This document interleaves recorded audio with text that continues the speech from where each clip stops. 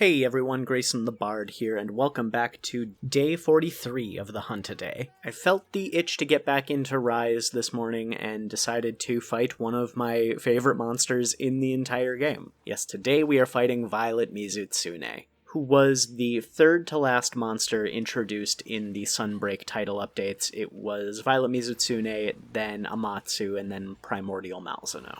And I absolutely love this monster. It is, I think, my favorite single fight in all of Monster Hunter Rise and Sunbreak, and I think it does a really good job of taking a water monster and translating it into a new element. In this case, being fire, because the Sunbreak endgame was absolutely riddled with fire subspecies endgame monsters. I haven't looked at the actual breakdown in a long time, but I'm pretty sure Sunbreak and Rise in general has more fire and blast monsters than it has any other element, which is wild to think about when there were maybe at this point two endgame water monsters, especially once Amatsu showed up, and that caused a lot of controversy when Violet Mizutsune was announced. I think people were really expecting it to be Thunder Bubble Mizutsune from Explore, especially since Rise brought in more frontier monsters, having Espinas and Flaming Espinas come through. And with all the other fire monsters, I really just think people wanted to see something a little more crazy than another fire monster. But what we got is so cool. It is a Mizutsune that has the fire element, and the way that they show that is by, instead of the bubble foam and the water beams that Mizutsune does being, water, it's pretty much gasoline. The bubbles all combust in air, and the water beams leave lines of fire in their wake. And when you see Mizutsune sliding around, you see that any of the water that it leaves behind has that oily rainbow sheen that you get in puddles of oil and puddles of gas. And while I have no idea what the ecological, reasoning for that is, I just think a Mizutsune, a water fox breathing gasoline and causing fires is the most metal thing in the world, and I think that's dope. The fight takes a lot of what makes a standard Mizutsune fight good, and then amplifies it up to 11. In general, Mizutsune is very much a mixed attacker. It has a very good balance of up-close and personal melee attacks, as well as a good variety of wide-range, snipe you from across the map type of attacks, and Violet Mizutsune is no exception to that, even having bubbles that will track you and explode like literal heat-seeking missiles. It is amazing. When he gets enraged, there is this almost DPS check-like mechanic where certain parts of his body will glow with this purple fire, and you have to hit those to put them out before he fully combusts. And when he does, it activates his ultimate supernova move that a lot of monsters in the endgame of Sunbreak have, where a essentially spirit bomb bubble will spawn above his head. And if you knock him down, if you interrupt him in some way during the casting of the spirit bomb bubble, it'll fall and deal damage to him. But if you let it stay there, and you'll see I actually do this at the end of the hunt because I wanted to show off the move because it's so cool, the bubble will follow Mizutsune around for a little bit before Mizutsune does a vortex that pulls you into the center and then drops the bubble for a massive explosion.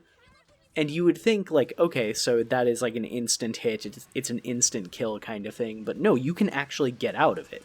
There is enough time for you to, roll and Superman dive your way out of it, especially if you're like me, and you really like to use Evade Extender, which gives you plenty of movement to get the hell out of dodge.